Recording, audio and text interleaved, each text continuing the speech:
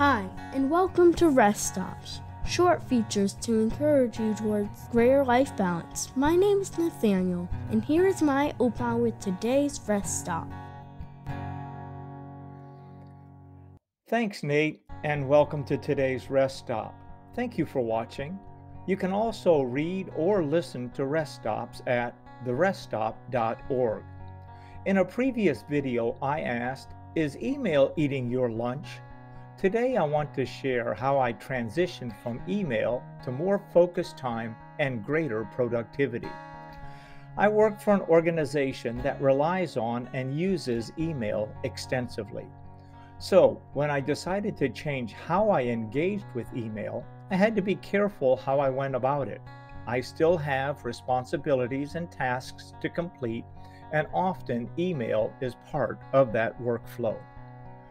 The first change I made was to set up an auto response message that stated, I read and respond to email 3 times per day, and listed the times.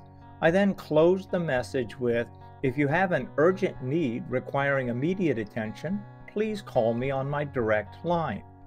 Next, I informed the team I lead of the changes I was making and why.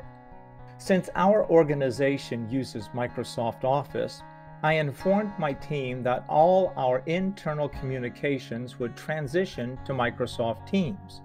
You might be thinking, that would make things even worse, but such has not been the case. Microsoft Teams has a chat, call, and video feature. Here's how we made the transition. 1. Each team member was required to be on Teams during normal work hours.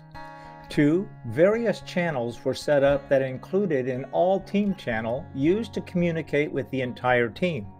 It also allowed team members to share what they were working on, inform the team if they would be out of the office or had an off-site appointment, or if they were on vacation. It is also used to communicate needs and prayer requests and serves as a place to encourage team members. 3. Sub-channels were set up that various team members served on as work groups and for collaboration. And 4. Use of Teams progresses from chat to call to video depending on the need.